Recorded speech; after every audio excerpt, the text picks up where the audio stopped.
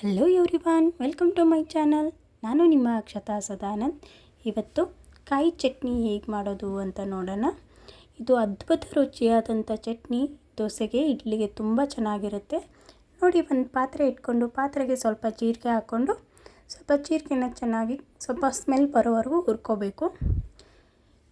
ಇದನ್ನ ಹುರಿದ್ಬಿಟ್ಟು ಒಂದು ಮಿಕ್ಸಿ ಜಾರಿಗೆ ಹಾಕೋತಾ ಇದ್ದೀನಿ.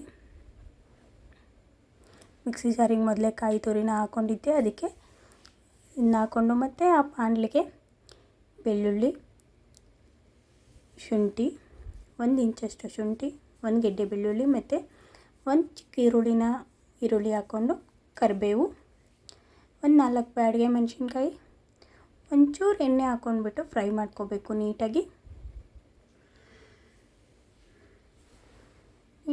ಫ್ರೈ ಮಾಡಿಕೊಂಡು ಇದು ಎಲ್ಲ ಫ್ರೈ ಆದಮೇಲೆ ಅದೇ ಮಿಕ್ಸಿ ಜಾರಿಗೆ ಅದನ್ನು ಮಿಕ್ಸ್ ಮಾಡ್ಕೋಬೇಕು.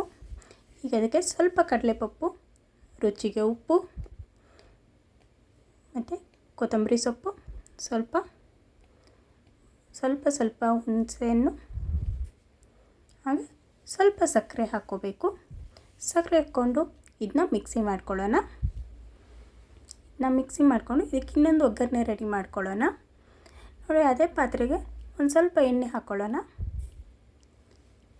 ಎಣ್ಣೆ ಹಾಕ್ಕೊಂಡು ಸಾಸಿವೆ, ಜೀರಿಗೆ, ಸ್ವಲ್ಪ ಅರಿಶಿಣ ಪುಡಿ ಹಾಕ್ಕೊಳ್ಳೋಣ. 1 ಬ್ಯಾಡಗೆ ಮೆಣಸಿನ್ಕಾಯಿ ಹಾಕ್ಕೊಂಡು ಕರಿಬೇವು ಸೊಪ್ಪು, ಸ್ವಲ್ಪ ಹಿಂಗೆ ಹಾಕ್ಕೊಂಡ್ಬಿಟ್ಟು ನಾವು ಮಿಕ್ಸಿ ಮಾಡಿಟ್ಟಿರುವಂಥ ಚಟ್ನಿನ ಮಿಕ್ಸ್ ಮಾಡಿಕೊಂಡು ಇದಕ್ಕೆ ಸ್ವಲ್ಪ ಕಟ್ ಮಾಡಿ ಇಟ್ಟಿರುವಂಥ ಕೊತ್ತಂಬರಿ ಸೊಪ್ಪು ಹಾಕ್ಕೊಂಬಿಡೋಣ. ಈ ಚಟ್ನಿ ರೆಡಿ ಆಯಿತು. ಈ ಚಟ್ನಿ ಮಾತ್ರ ಇಡ್ಲಿಗೆ, ದೋಸೆಗೆ, ಚಪಾತಿಗೆ ತುಂಬ ಚೆನ್ನಾಗಿರುತ್ತೆ. ಈ ರೆಸಿಪಿ ಇಷ್ಟ ಆಗಿದೆ, ಟ್ರೈ ಮಾಡಿ ನೋಡಿ. ಬಾಯ್, ಥ್ಯಾಂಕ್ ಯು.